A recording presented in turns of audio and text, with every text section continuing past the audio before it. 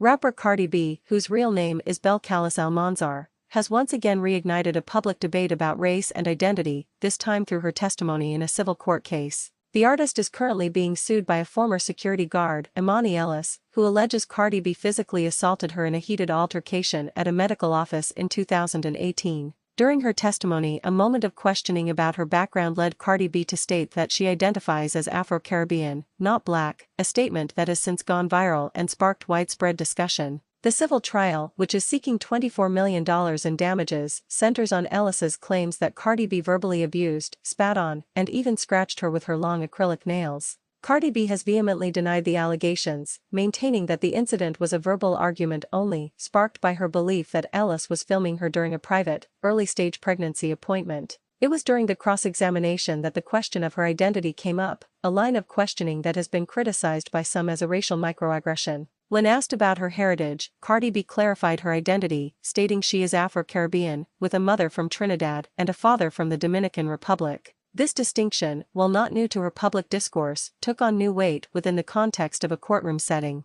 Cardi B has often spoken about her heritage, emphasizing the unique and complex identities of people from the Caribbean. She has previously stated in interviews and on social media that while she understands and respects the term Black, she prefers to identify as Afro-Latina or Afro-Caribbean because it more accurately reflects her cultural and national background. She has argued that her Afro features and history link her to the African diaspora, but that her Caribbean culture and the Spanish language she speaks are also central to who she is. The court testimony has once again brought this nuanced discussion to the forefront. For many in the African American community, the term Black is a foundational identity, and Cardi B's statement has been interpreted by some as an attempt to distance herself from that. Critics on social media and in various forums have argued that her statement in court was a denial of her Blackness. However, many others have come to her defense, echoing her past statements that the term Black in the United States often refers specifically to the African American experience, and that Afro-Caribbean and Afro-Latino identities are distinct, though connected, parts of the larger African diaspora.